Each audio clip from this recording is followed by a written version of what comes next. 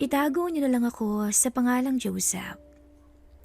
Isang simpleng college student sa isa sa mga kilalang pamantasan sa Maynila. Ako ay 21 anyos at may height na 5'6". May katamtaman lang ang pangangatawan pero may abs kahit papaano. Maniwala man kayo o si hindi, ako ay wala pang karanasan sa babae. Yung tipong karanasan na parang asawa na ang turing mo sa kanya, na kahit saan mo dalhin, ay sasama at papayag siya sa anumang hihilingin mo. Nagkaroon naman ako ng mga girlfriends dati.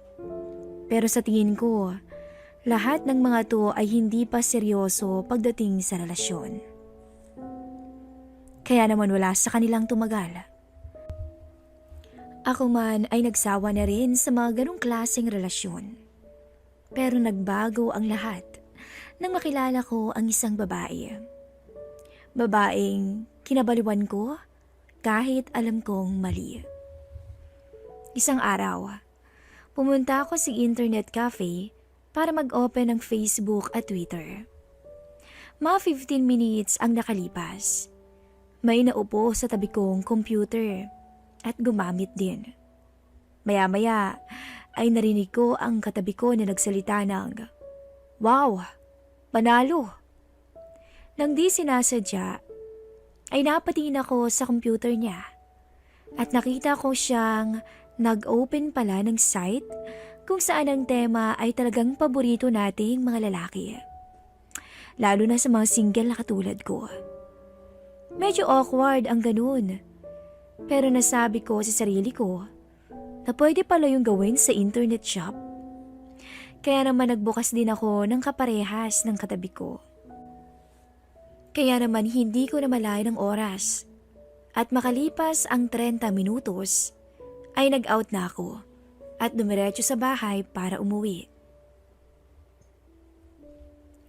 Habang ako ay naglalakad, ay may napansin akong babae na pagewang-gewang maglakad at may mga dalang plastic bag at halatang na malengke. Agad kong tinulungan yung babae at tinanong ko kung anong nangyari sa kanya.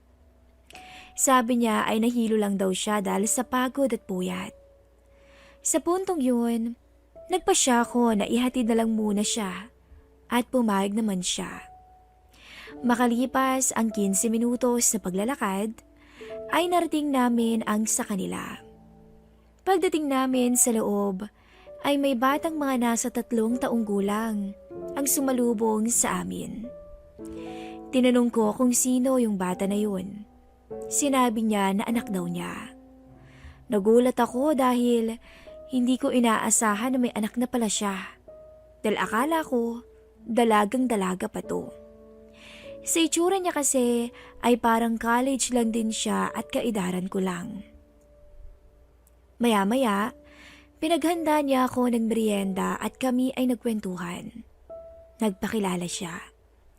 Siya, si Rosel, 26 anyos. Doon ko nalaman na may asawa pala siya. Pero iniwan sila nito at hindi niya alam kung kailan sila babalikan. Laking probinsya daw siya hanggang sa makilala niya ang mister niya na dumayo lang sa lugar nila.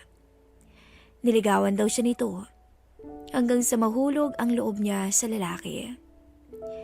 3rd year college siya noon nang itanan siya ng lalaki dito sa Maynila. Hanggang sa magbunga nga ang tagong relasyon nilang dalawa. Sa ngayon, 6 na buwan na raw silang hiwalay ng asawa niya.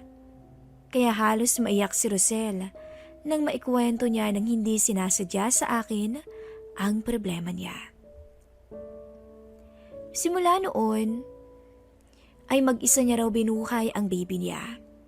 At papalit-palit daw siya ng trabaho. Matugunan lamang ang pang-araw-araw na gastos. 5 buwan na rin pala silang nangungupahan dito sa apartment. Maya-maya, umiyak ang bata at gusto ng gatas. Agad niya itong pinagtimpla sa bote. Nang siya ay tumayo, dito ko palang napansin ang ganda ng katawan niya. na kahit may baby na, ay balingkinitan pa rin at hindi pa rin nawawala yung itsura ng pagkadalaga sa kanya. Parang wala siyang anak. Sa tutuusin, ay napakaswerte ng dati niyang asawa. At sa itsura pa lang ni Rosel ay panalo na. Sa puntong yon, ay marami tuloy idea ang mga nabuo sa aking isipan. Maya-maya, agad na akong nagpaalam para makigamit ng banyo. Pagpunta ko ng banyo ay halos mawala ako sa katinuan. Hindi mawala sa isip ko ang itsura ni Rosel. Ang hot niya, kaya natuon talaga ang pansin ko sa kanya. Hindi mawala ang nakakaakit na imahe niya sa aking isipan. Hanggang sa hindi sinasadya na makagawa ko ng kahiyahiyang bagay para lang maibisan ang uhaw ko. Kahit pa hindi ko pamamahay, ay di ko naawat ang sarili ko na ibaba ng tuluyan ang shorts ko. Pag-alis ko ng banyo, ay nagtanong siya, "Bakit ang tagal mo yata, Joseph?" "Ha? Nag-ayos lang ako at medyo humilab yung tiyan ko eh." Pagsisinungaling ko. Pero siya ay ngumiti lang, na para bang hindi naniwala sa sinabi ko. At napansin kong napasulyap siya sa harapan ng short ko. Doon ko lang napansin na halata pala ang aking kalokohan. Nahiya ako at bahagyang napatagilid. Tila nag-blush ako at walang nagawa. Napaamin na lang din ako nang wala sa oras. Pero imbis na magalit siya, sinabi niyang natural lang daw yun dahil lalaki ako. Nakakahiya naman. Pero sana wag mong isipin na ganun akong lalaki. Nataon lang talaga, Rosel. Naiilang kong sagot. Yup, alam ko naman. Tsaka feel ko naman na mabait ka. Malambing niyang sagot. After ng awkward moment namin, kami ay nag-usap ulit sa may sala nila. Maya-maya pa ay tinanong niya ako tungkol sa personal kong buhay. Nalaman niya na wala pa akong karanasan sa babae at nasabi ko pa sa sarili ko na sana'y siya na lang yung maging una ko sa lahat ng bagay. Maya-maya ay pabirgo niyang sinabi na, gusto mo na ng karanasan sa kama?"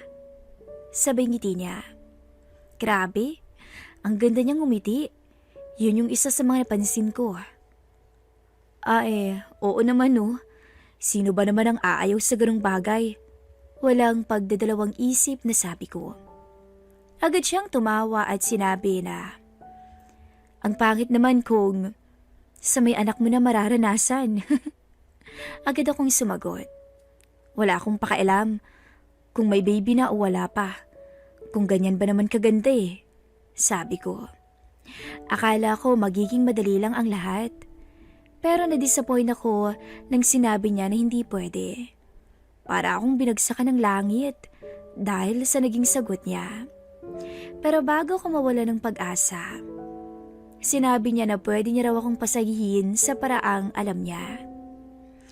Sa puntong yon, napaisip ako. Hanggang sa lumapit siya sa akin at tumabi sa sofa kung saan ako nakaupo. Nagulat ako nang bigla niya akong halikan. Sabay unti-unting lumuhod sa harap ko, sabay baba ng shorts ko. Napasandal na lang ako sa may sofa at napapikit ng oras na yun. Halos mabaliw ako. Sinubukan kong iangat ang suot niyang blouse, ngunit pinigilan niya ako. Meron daw siya, kaya hindi daw pwede. Habol hininga ako ng mga oras na yun. Hindi ko akalaing tutuparin ni Rosel ang isa sa matagal ko nang inaasam. Nginitian niya ako. Hindi ko talaga akalain ang isang babaeng may maamo at magandang muka ay papatol sa katulad ko. Kaya naman tuwang-tuwa ko at napayakap sa kanya. Gumanti naman siya ng yakap. Maya-maya ay tumunog ang cellphone ko. at nareceive kong hinahanap na ako sa amin dahil ako'y magluluto pa. Kinuha ko ang cellphone number niya at nagpaalam na ako. Tuwang-tuwa ako nung umuwi. Nung gabing yun ay tinext ko siya agad at nagtanong kung kailan ko siya pwedeng makasama ulit. Sumagot naman siya na baka makalipas daw ng 1 linggo. At makalipas nga ang 1 linggo, ay tinext ko siya kung tuloy ba at kung anong oras. Sabi niya oo, tuloy, kahit mga 6:00 ng gabi.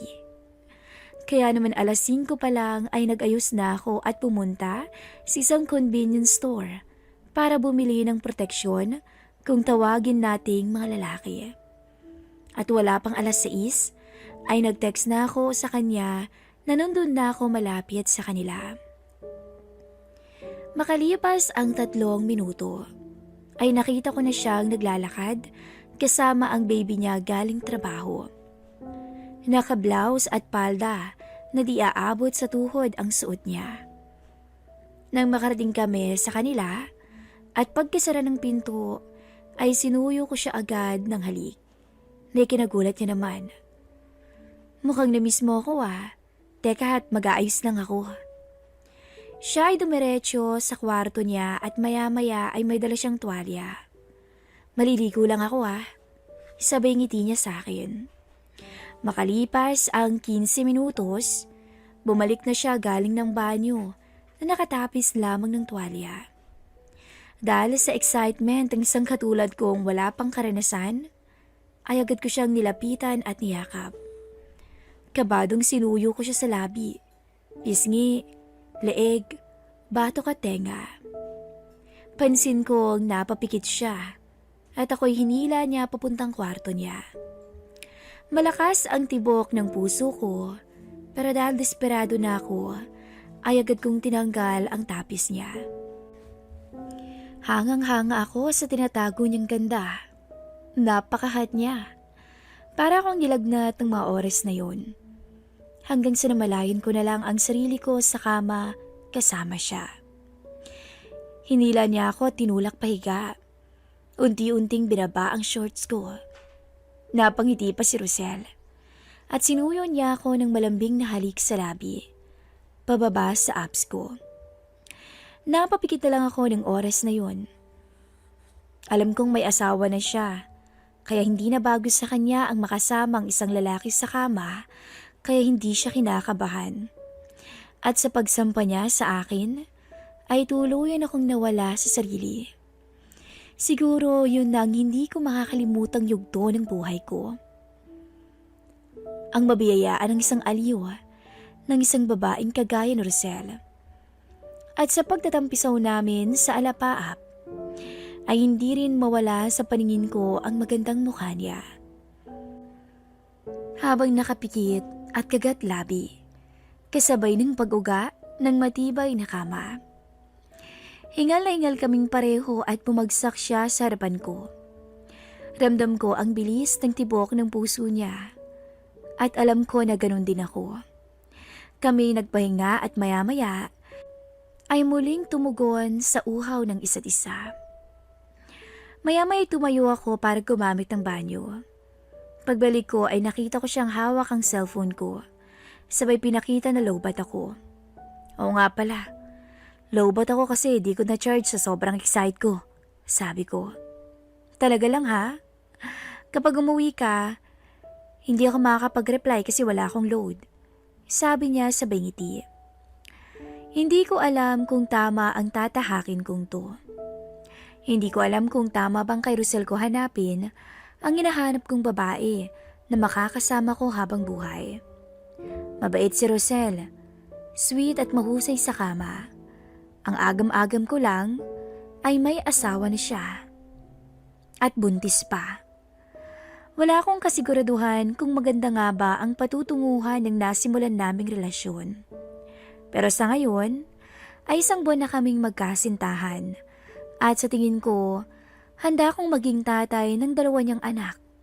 Ang pinagdadasal ko lang sa ngayon, sana'y hindi na bumalik ang asawa niya para guluhin kami o muling agawin si Rosel sa akin. Hanggang dito na lamang po ang aking storya. At paalam.